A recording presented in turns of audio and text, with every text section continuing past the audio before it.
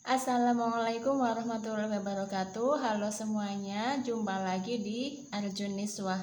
Di video kali ini aku kepengen share tentang sholawat Syajaratun Nukut atau sholawat pohon uang. Dari sekian banyak macam-macam sholawat gitu ya, ini tuh unik gitu ya, namanya sholawat pohon uang. Jadi kayak langsung tertuju pada uang gitu. Dan kalau kita ngomong-ngomong tentang uang, itu tuh salah satu topik yang gimana ya?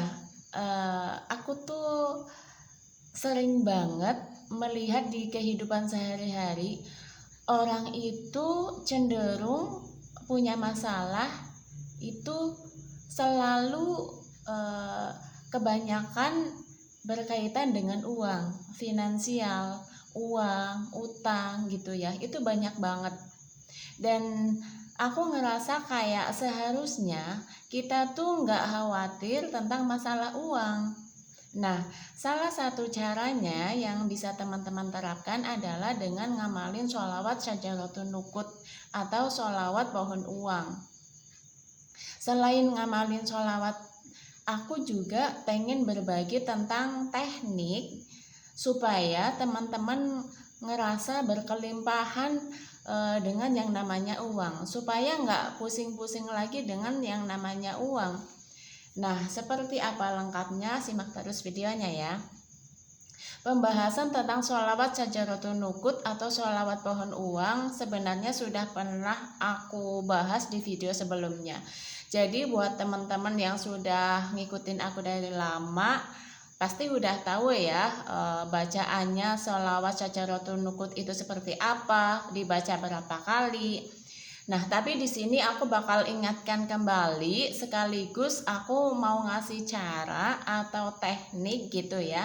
Setelah ngamalin sholawat pohon uang ini apa sih yang harus kita lakuin gitu. Nah, aku kasih lagi gitu ya informasi tentang sholawat Syajaratun Nukut ini dari segi bacaan dan jumlah yang harus kita amalkan. Nah, pertama kali aku tahu tentang sholawat Syajaratun Nukut itu dari Habib Sagaf bin Mahdi. Aku tahu dari video di YouTube. Nah, beliau mengijazahkan tentang sholawat pohon uang ya. Teman-teman bisa cek videonya di YouTube, itu banyak sekali yang sudah nge-share. Nah, sholawat Syajaratun Nukut itu bacaannya adalah Allahumma sholli ala sayyidina Muhammad wa ala ali sayyidina Muhammad. Jadi sebenarnya udah familiar ya sholawat ini. Nah, dibacanya sebanyak 400 kali setelah selesai sholat isya gitu. Jadi setelah isya sampai menjelang subuh itu adalah waktu yang disarankan sesuai yang diijazahkan oleh Habib Sagaf gitu ya, bahwa kita mengamalkannya setelah waktu isya sampai menjelang subuh, dibaca sebanyak 400 kali minimal ya. Nah, teman-teman bisa mengamalkannya setelah selesai sholat isya atau bisa menjelang tidur atau nanti tengah malam gitu nggak apa-apa ya. Jadi ada jangka waktunya gitu. Kalau aku pribadi aku lebih suka ngamalinya gitu setelah selesai sholat isya. Jadi dalam keadaan masih punya wudhu, masih rileks gitu, langsung ngamalin sholawat sebanyak 400 kali gitu.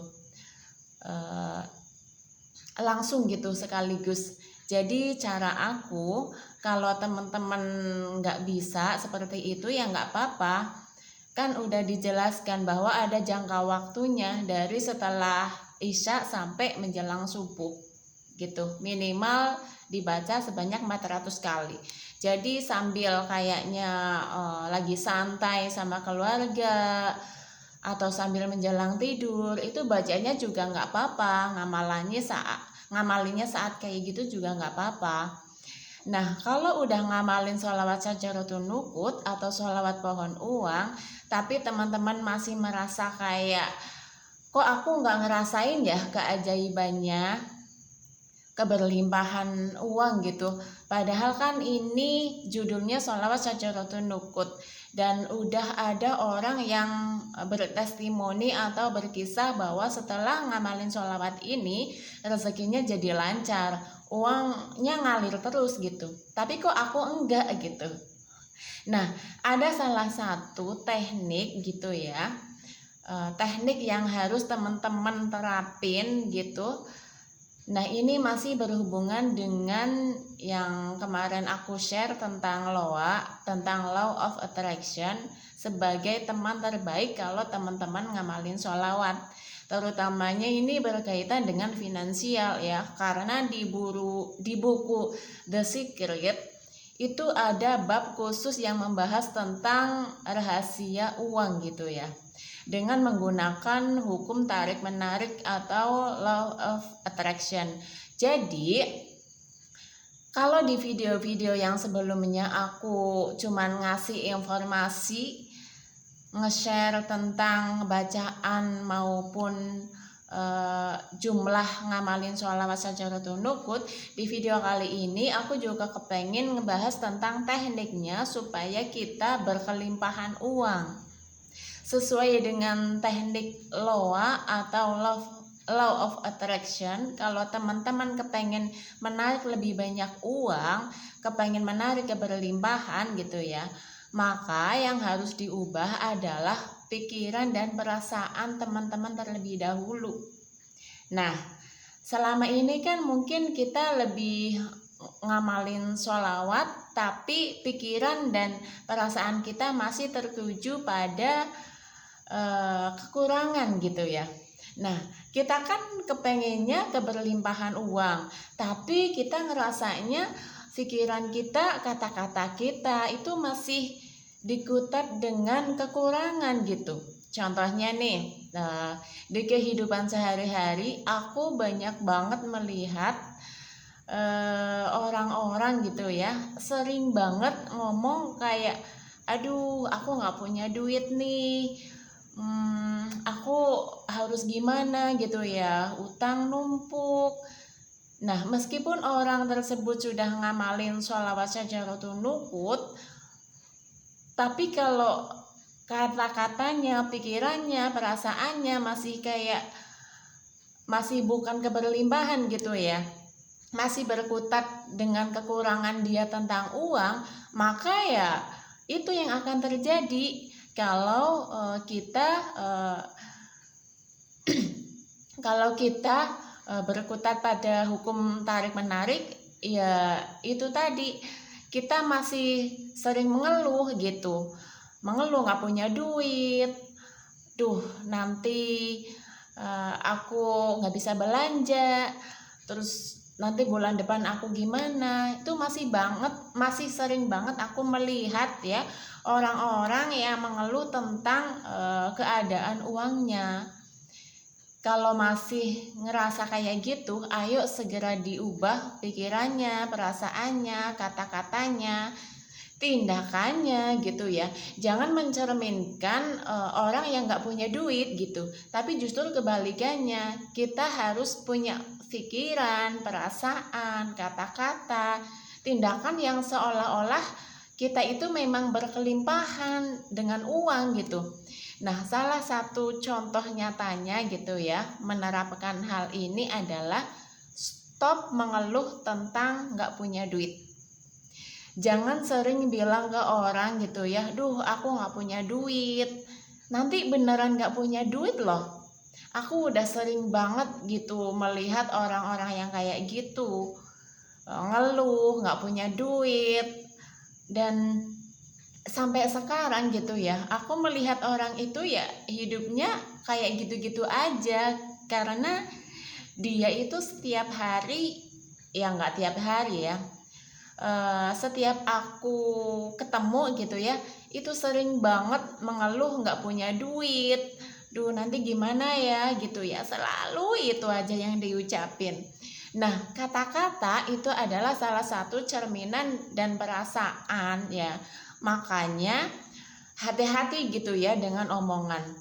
Kita kan pernah ngebahas tentang kekuatan omongan. Jadi mulai itu deh, stop mengeluh tentang nggak punya uang.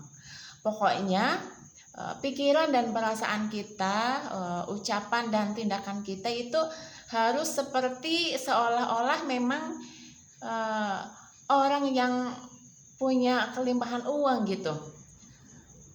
Waktu aku masih penghasilannya pure dari guru honorer, itu aku udah mencoba untuk nggak mengeluh tentang duit atau tentang uang. Nah, bahkan sampai almarhum nenek aku tuh tanya gitu ya, kamu berapa sih gajinya ngajar di tempat yang jauh kayak gitu? Berapa sih? Dan itu pun nenek aku udah tahu ya, kalau guru honorer itu gajinya nggak seberapa. Tapi waktu ditanya kayak gitu, aku jawabnya jutaan mbah gitu. Ya nenek aku itu langsung ketawa gitu. Ah masa sih jutaan gitu. Dan aku ngerasa iya beneran gitu. Percaya deh, aku tuh ngomong kayak gitu ke almarhum nenek aku. Dan nenek aku ketawa gitu karena tahu gajinya guru honorer itu berapa.